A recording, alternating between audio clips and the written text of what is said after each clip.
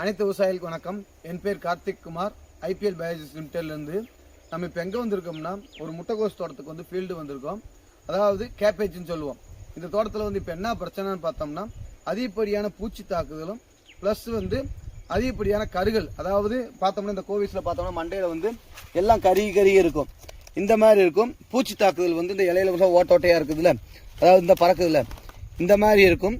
இதுக்கு வந்து கெமிக்கலாக என்ன கொடுக்கலாம், பயாலஜிக்கலாக என்ன கொடுக்கலாம், கெமிக்கல் ப்ளஸ் பயாலஜிக்கல் என்ன கொடுக்கலாம்னு சொல்லி தான் பார்க்க போகிறோம்.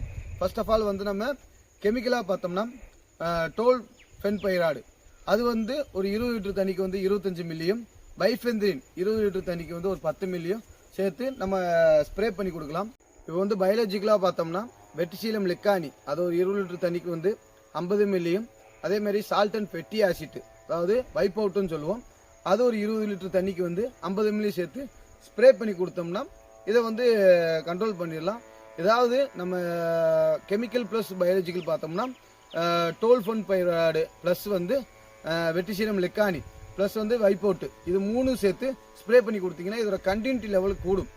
அதே மாதிரி நம்ம வந்து இது கொடுத்து முடிச்சுட்டு ஒரு 3-4 நாள் கழிச்சு ஃபங்கலுக்கு வந்து ட்ரிப் இரிகேஷன் மூலிமா வந்து பேஸ்லஸ் சப்ஸ்டேன்ஸ் 5% சாலிபிள் பவுட்ரு ஒரு ஏக்கருக்கு வந்து 1 கிலோ, அதே மாதிரி சூடாமோனாஸ் ஃப்ளோரசன்ஸ் 5% சாலிபிள் பவுட்ரு ஏக்கருக்கு 1 கிலோ, அதே மாதிரி trichoderma viride 5% soluble powder 1 kilo, இந்த 3ஐயும் சேர்த்து ட்ரிப் இரிகேஷன் மூலமாக கொடுத்தோம்னா இந்த கருகள் வந்து நமக்கு அதிகப்படியாக நோய் வராமல் இது எந்த ஒரு பிரச்சனையும் இல்லாமல் காய் பார்க்கணும்னா நல்ல பலவலன்னு இருக்கும்.